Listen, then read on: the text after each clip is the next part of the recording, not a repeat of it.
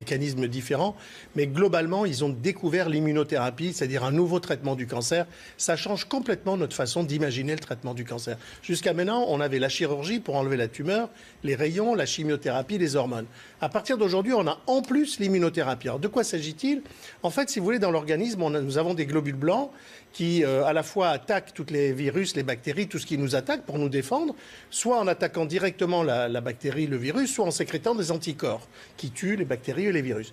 Et ce système, il est fantastiquement efficace parce que nous vivons entourés de germes qui nous attaquent en permanence. Or, nous survivons à ça parce que ce système est merveilleusement efficace. Alors, on ne comprenait pas pourquoi ce système qui est là pour nous défendre contre tout ce qui est dangereux pour nous ne nous défendait pas contre le cancer. Quand on regarde au microscope un bout de cancer chez l'homme, on s'aperçoit qu'il y a plein de globules blancs autour, mais ils dorment. Au lieu d'attaquer les cellules cancéreuses, ils s'endorment. Donc les globules blancs sont endormis. Par les cellules Et c'est pour ça qu'ils ont dit réveiller le système. Parce qu'en fait, on a compris pourquoi ils dormaient. Quand ils s'approchent du cancer, les cellules cancéreuses, qui sont d'une intelligence remarquable, leur crachent à la figure un somnifère. Et ce somnifère fait qu'ils arrivent pour l'attaquer et ils s'endorment. Ils n'attaquent pas. Eh bien, ces deux chercheurs ont trouvé deux façons de bloquer ce somnifère qui ont abouti à la fabrication de nouveaux médicaments extraordinairement efficace dans plein de cancers. Donc c'est vraiment une nouvelle façon de traiter le cancer. Au début, ça a commencé sur le mélanome, c'est-à-dire le grain de beauté. Ensuite, on a eu le cancer du rein, puis maintenant le cancer du poumon.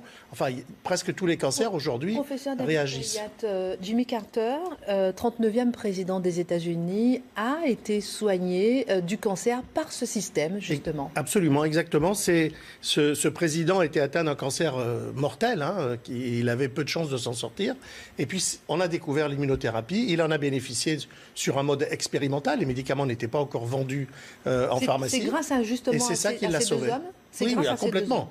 Ah non, mais ces deux hommes, ils ont inventé un truc dingue. Ils réveillent les cellules, les globules blancs, et les globules blancs montrent toute leur efficacité. Ils détruisent les cellules cancéreuses. Donc, au lieu que nous tuions les cellules cancéreuses, on donne les médicaments au malade pour que le malade tue ces cellules cancéreuses. C'est fantastique.